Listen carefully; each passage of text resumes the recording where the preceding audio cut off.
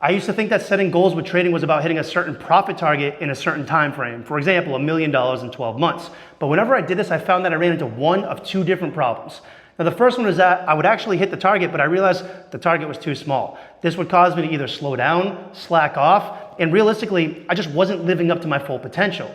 And the second issue that I would run into with goal setting is I would set the target way too big in an unreasonable time frame, like 30 days.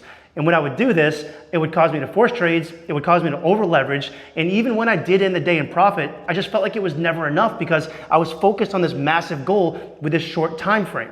But setting goals is still really important, so I'm gonna share with you 2 steps that I use to help me with my goal setting.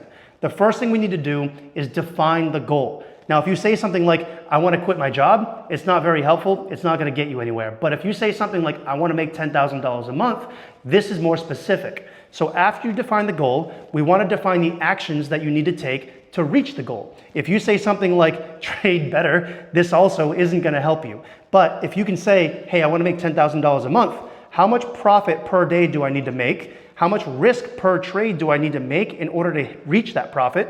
And then how big does my account size need to be in order for all of this to work out? If you can answer this, you have very specific actions to take to get you to reach your goal.